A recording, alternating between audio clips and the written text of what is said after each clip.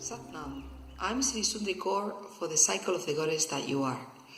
Today, I would like to share with you some tips on how to make the most of the energy of this new moon of the 6th January 19. This new moon is coinciding with the first eclipse, the solar partial solar eclipse on the new south node in Capricorn. We are in 0 degrees Capricorn. It is a new moon, so we have the sun and the moon together, precisely together with the south node in Capricorn. So there's a huge earth cardinal energy that is about being very practical, being very mature, responsible, a good organizer, orientated to success, to achievement, a big achiever. But also, perhaps in the negative, it can lead you to have this tunnel vision where you are just focused in what you want to achieve and you're not paying attention to anybody else. And eventually you can also be a bit rude, tactless, not taking into account the feelings and efforts of the others.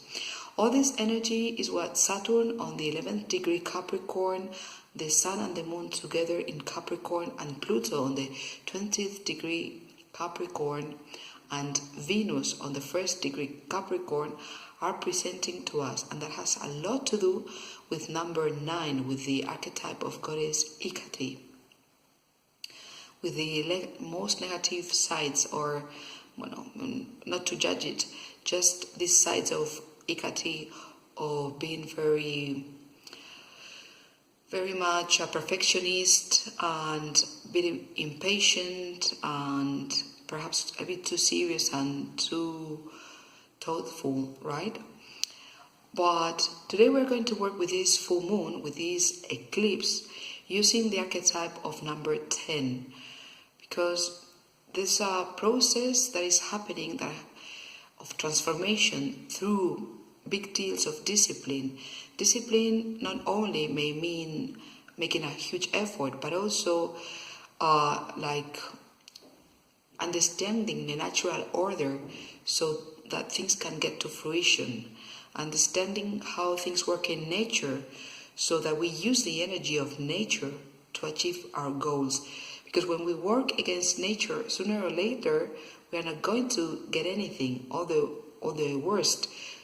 We will suffer the consequences of going against this. So this is what Saturn and Pluto, that are being transforming structures and society from 2018 to 2020, very hard in Capricorn, are working and leading us towards. So to understand how does this work with the new positions of the north and the south nodes of the moon, being in Capricorn, the south one, and in and in Cancer, the north node, it could be understood as something like that. Like, for the last 18 months, with the previous position of the karma nodes, you've been working on putting forward a new version of yourself, shining out of who you truly are. Letting go of your origin, groups, beliefs, so to manifest and to really show who you are and shine out of your authenticity.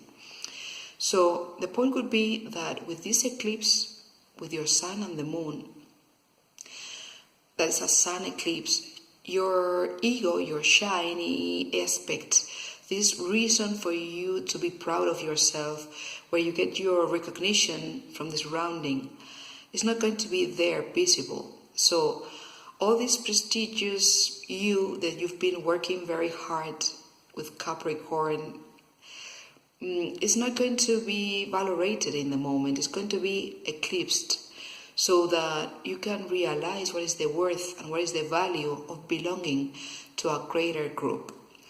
It's a moment of not paying attention to your more arrogant, individualistic, opportunistic, self-interested, focused side, but to cope with your limits and face your limits and embrace this North Node in Cancer.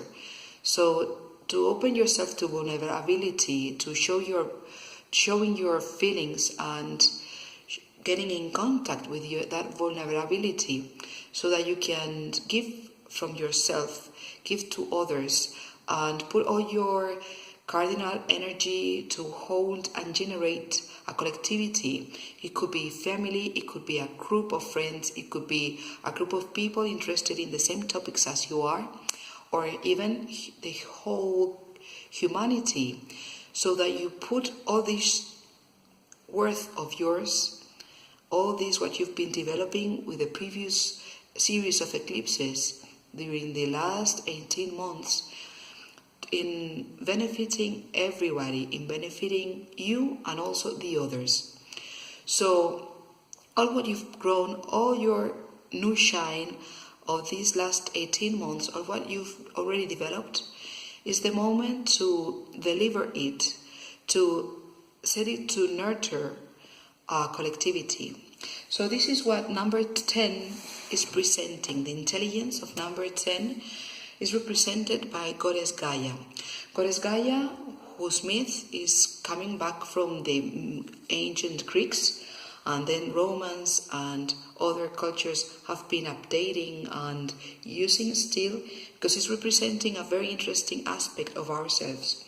And then it's again reused, and so it gets a new meaning and a new flavor when Lovelock used it to name the planet we live in, so the hypothesis of Gaia.